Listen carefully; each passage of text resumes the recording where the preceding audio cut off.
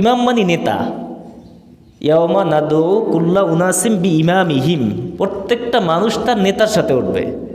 এখন আপনার নেতা যার গুণগান সারা বছর করছেন, গুণগান বোঝেন, যার মিছিলে দৌড়াইছেন, যাকে সমর্থন করছেন, যাকে ভোট দিয়েছেন, যাকে সবচেয়ে বেশি স্লোগান দিয়ে উপরে উঠাতে চেষ্টা করেছেন, সেই ইমাম যদি জান্নাতে যায় আপনিও জান্নাতে যাবেন, ইমাম যদি জাহান্নামে যায় আপনিও জাহান্নামে যাবেন।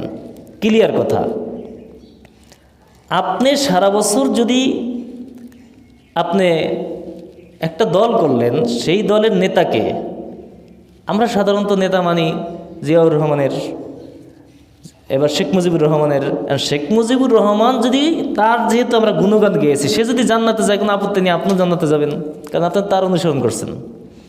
জিয়াউর রহমান যদি জান্নাতে যায়, আপনার দৃষ্টিতে চিন্তা করে যে না, সে সমস্ত কোরআন হাদিস বিধিবিধান বাস্তবায়ন করার জন্য এই দুনিয়াতে চেষ্টা করছে, এই চিন্তা যদি আপনার মধ্যে থাকে তো আপনি অনুসরণ করবেন, সেই দল করতে নিষেধ নাই। আপনার বিবেক কাজে লাগাতে হবে। আল্লাহ পাক একটা বিবেক দিয়েছেন, এই বিবেকটা কী করতে হবে? কাজে লাগাতে হবে সাধারণত। তা আপনার ইমাম যদি জাহান্নামে যায়, আপনাকেও জাহান্নামে যেতে হবে, কোনো সন্দেহ নাই। কোরআনের আয়াত, ইয়াওমা নাদু কুল্লা উনাসিম বি ইমামিহিম, কিয়ামতের ময়দানে প্রত্যেকটা লোক তার নেতার সাথে উঠবে। তা আপনি যেই নেতার আদর্শ বাস্তবায়ন করার জন্য চেষ্টা করেন, সেই নেতা কি জান্নাতে যাবে কিনা সেই চিন্তা আপনার আছে?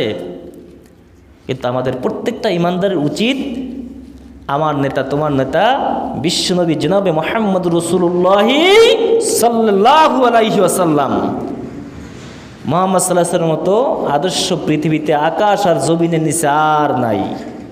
তাই সেই মুহাম্মদ সাল্লাল্লাহু আলাইহি ওয়াসাল্লামের আদর্শ বাস্তবায়ন করার জন্য যারা নেতৃত্ব দিচ্ছে তাদেরকে অনুসরণ করতে হবে। আর তারা যদি, আমার নেতা মুহাম্মদ সাল্লাল্লাহু আলাইহি ওয়াসাল্লাম যদি জান্নাতে যায়, সুপারিশ করে, আমরা জান্নাতে যেতে পারবো, ঠিক কিনা?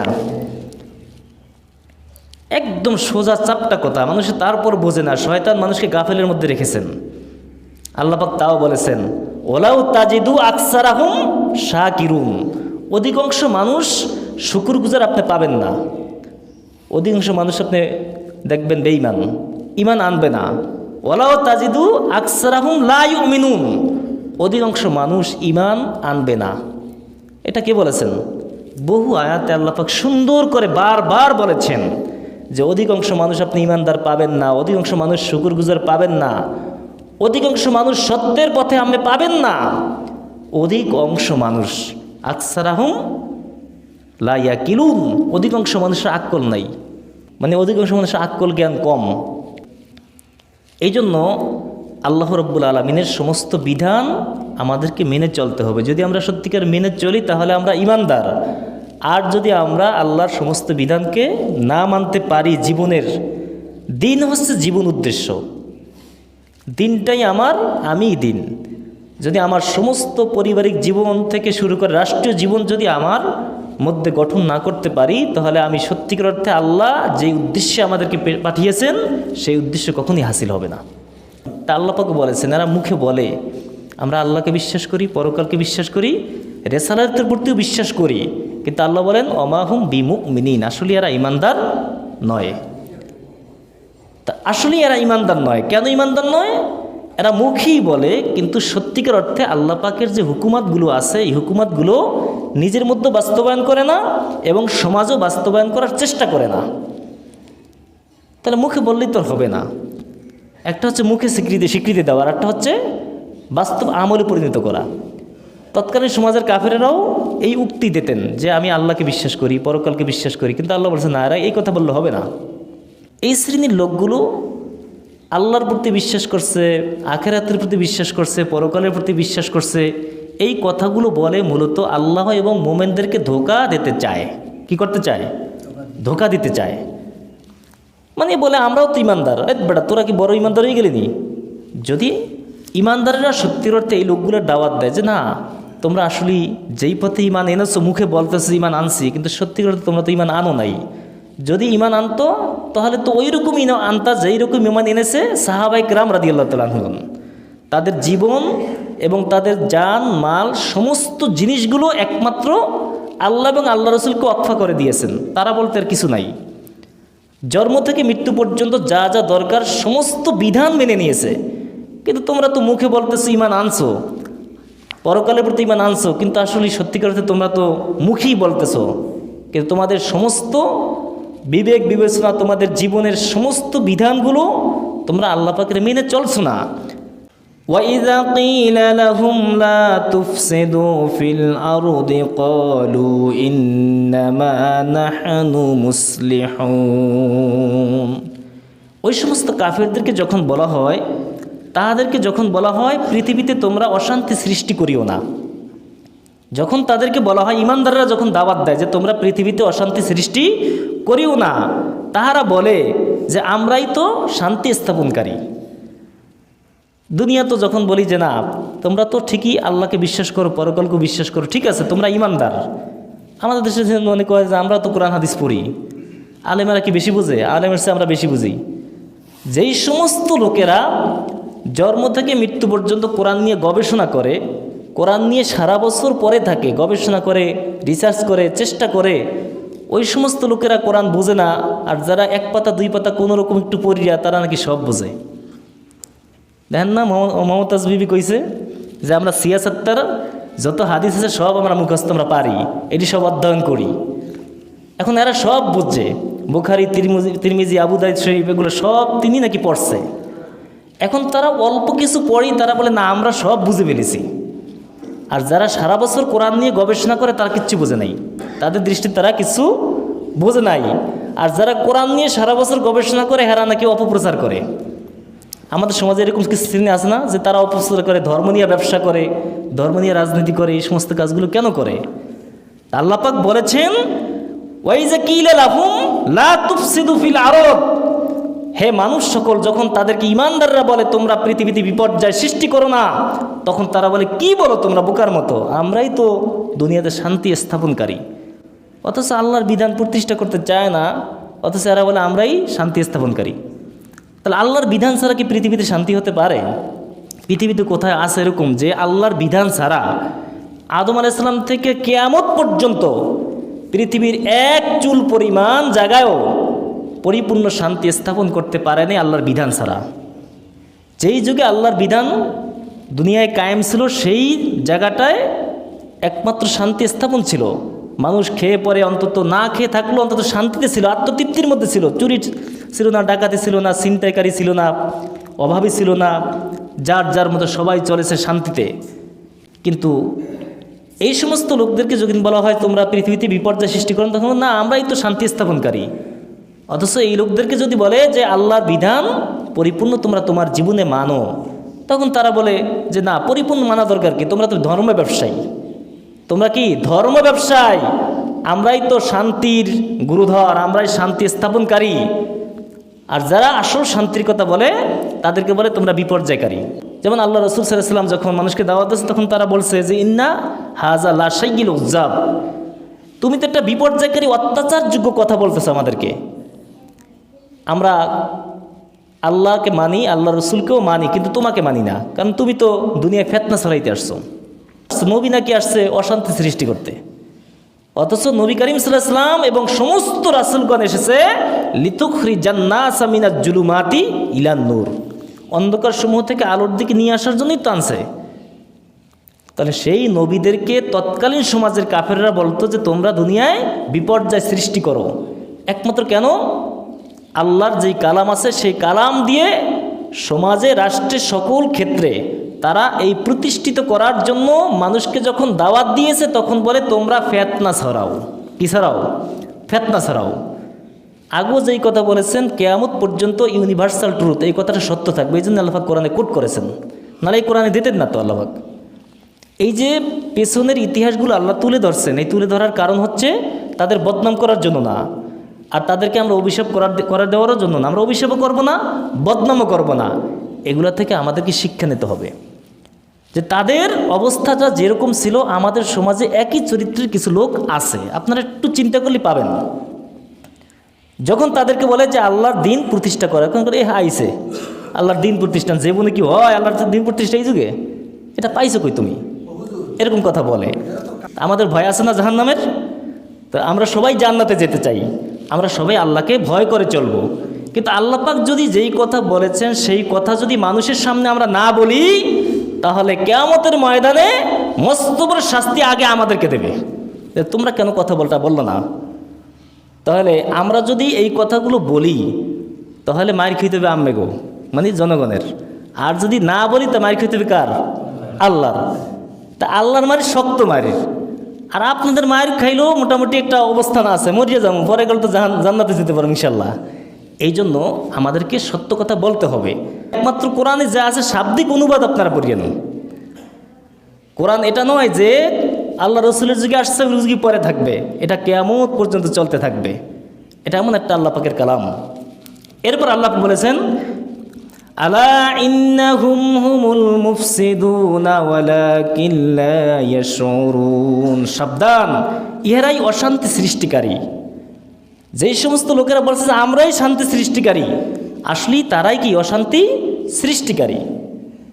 তৎকালীন সমাজের কাফেরেরা, আমি বলি তৎকালীন সময়ের কাফেরেরা অথবা মুনাফিকেরা, মুনাফিক তো সৃষ্টি হয়েছে পরে, কিন্তু সেই কাফেরেরা আল্লাহকেও বিশ্বাস করত, পরকালকে বিশ্বাস করত, এমনকি জান্নাত জাহান্নাম সবই বিশ্বাস করত। কিন্তু ব্যক্তি মুহাম্মদ সাল্লাল্লাহু আলাইহি ওয়াসাল্লামকে অস্বীকার করার কারণ কি? যে এই দুনিয়ার সকল সেক্টরে যে আল্লাহর দিন, আল্লাহর কোরআন দিয়ে, আল্লাহর কালাম দিয়ে চলবে, এটা তারা মানতে রাজি ছিল না। পার্থক্য তো এতটুকুই, ওয়ালা ইন সাআলতাহুম মান খালাকাস সামাওয়াতি ওয়াল আরদ।